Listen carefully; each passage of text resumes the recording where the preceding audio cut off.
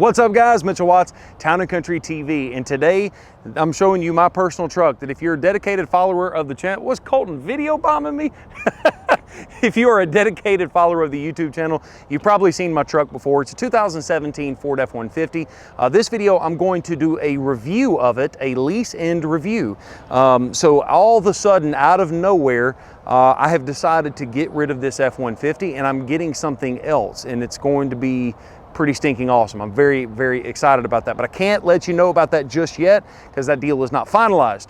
But this is going to be my lease end video that showcases this 2017 Ford F-150. So as the camera kind of comes around to the other side, I'm going to kind of show you a little bit about the truck. It's cleaned up. Usually it's been staying dirty, but as you can probably already tell, the truck has a 2.5-inch leveling kit.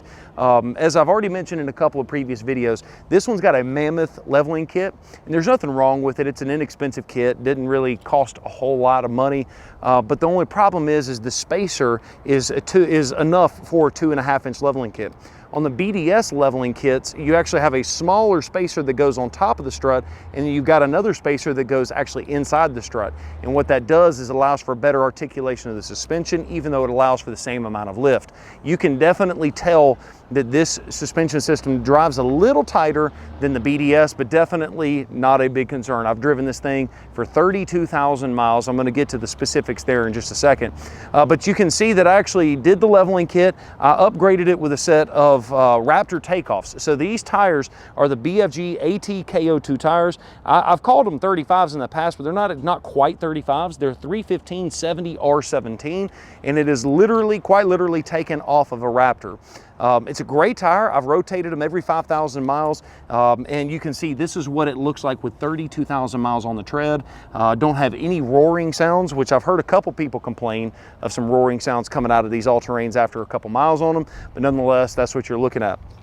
And by the way, if this video gets 1,000 likes, I'll actually go through and do a full breakdown on the cost of this particular vehicle, meaning what is my payments, what did I pay for the vehicle, what did the gas cost me, what did all the mods cost me, all of that stuff. So if you want to see that video, make sure you smash that thumbs up button, and if once again over 1,000 likes, then we'll post that video for you guys. It might be pretty shocking because I've already done the numbers a little bit in my head, so nonetheless, let's make sure we get 1,000 likes. But coming around to the back side of the truck, you can see that I removed the tag just so that way none of y'all come stalk me at my house. But seriously though, what I wanted to show you guys out back was the actual tonneau cover. So this tonneau cover is old as Methuselah. So I had before this truck a 2015 F-150 that I bought in late 2014. And so this tonneau cover went from that truck in the 14-year model, not year model, but the 14-year, and it went from one truck to the next truck to the next truck. As you can see, the stripping is kind of coming off of it, but realistically, for a 6-year-old tonneau cover, it's done its job, it served its purpose, and I don't really have any leaking concerns. This is one of the first generations of this bed cover, and it's significantly heavier than what we're currently selling now.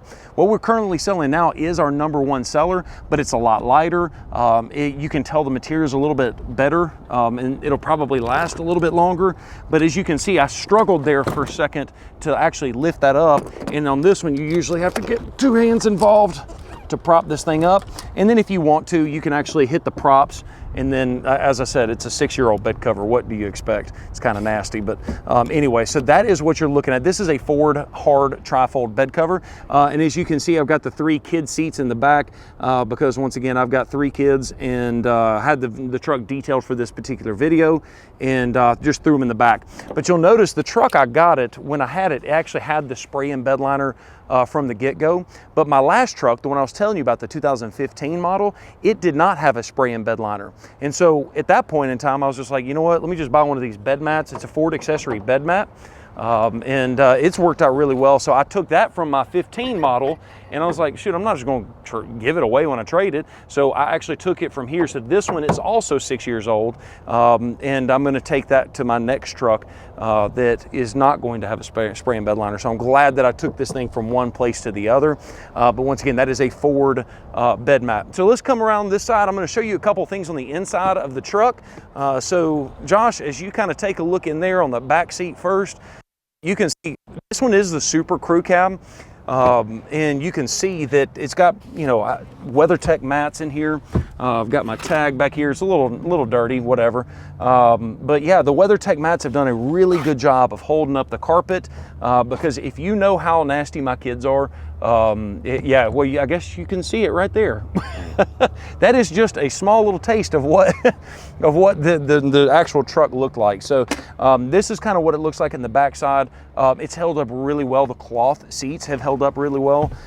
So if you use the latch right there, you can see that the seats are very, very clean, even though if you saw them beforehand, I wish I would have took a picture before it got cleaned, but I mean, this thing is extremely resistant to stains and to dirt and stuff like that. Let's take a look at the front seat, and you can kind of see a couple things going on up here. So one of the things that, hey, absolutely. I don't know if you guys know what this is. This is a stop box. And this thing's been really, really nice. It's anytime you want to secure anything. I've actually got it tethered down to the seat, so you'd actually have to cut this thing out. It's primarily just designed to keep my kids away from my firearms and keep them safe. And that way, if they're playing in my truck, I don't have to worry about them, you know, by storing something in the center console or whatever. But yeah, you can see it's basic. It's a basic XLT 302A equipment group. Cloth seats. It does have the Sync 3 system, which I really like, because the Sync 3 system is also got the Apple CarPlay involved in it.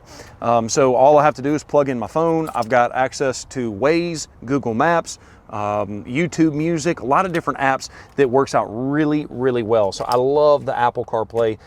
That has been my favorite part of this entire truck, is the actual Apple CarPlay, and then also the heated seats. I'm one of those guys, it can be 110 degrees outside and I will have the heated seats on just because it feels good on my back. So without further ado, let's go ahead and take a look underneath the hood and show you what we've got there. So as you probably know, this particular truck is upfitted with a 5.0 V8. And so what I've done, this obviously has not been detailed yet, but this is the stock 5.0, and yes, this vehicle is leased, and yes, I actually added a cold air intake system from Roush Performance. I'm not afraid to add a leveling kit to a leased vehicle. I'm not afraid to add a cold air intake to this particular leased vehicle for a lot of different reasons. But this Roush cold air intake has been fantastic. It gives it a great sound for the engine. I have no complaints there.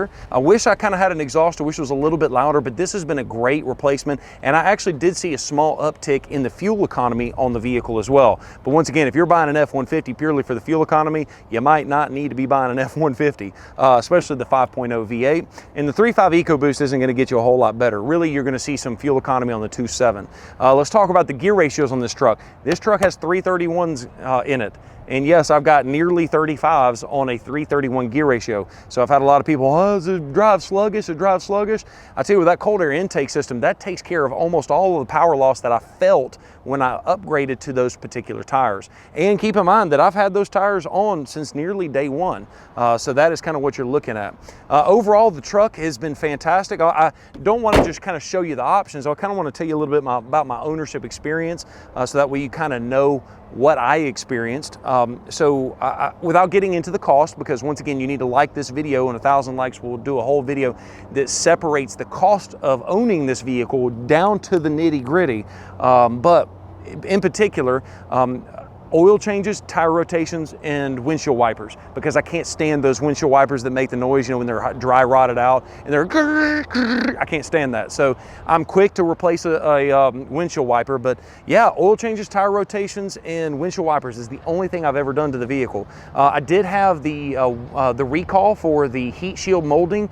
So as you guys know, the F-150 had a recall that they basically had to pop out this particular piece of plastic, and then they had to cover the lining of the carpet with this foil tape.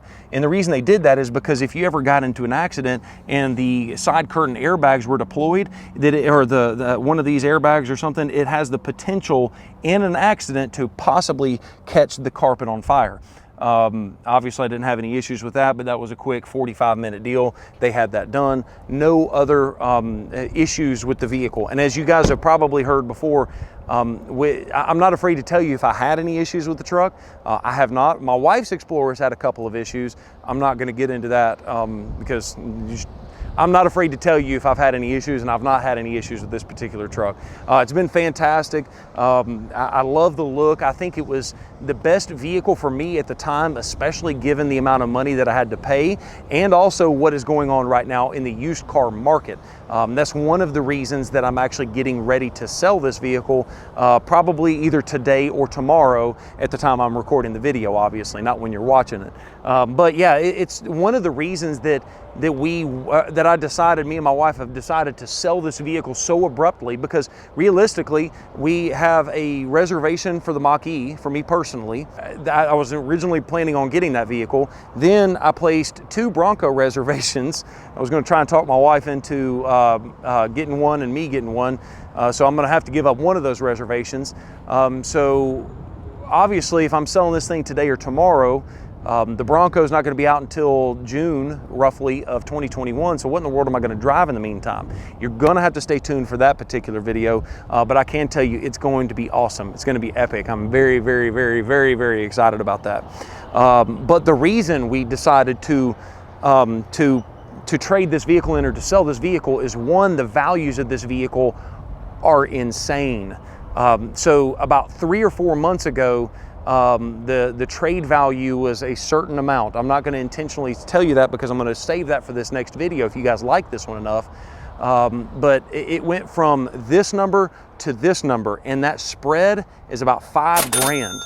So my trade value has increased by about $5,000 in the course of about 3 or 4 months. So COVID has depleted the inventory of pre-owned trucks, driving the trade values of these through the roof. And so that's kind of one of the reasons. So that was one reason it put it on my radar, because I'm in the car business, so I'm constantly looking at stuff like that. So that put it on my radar. And then we got a vehicle traded in that just happened to have met. Like, it fit everything.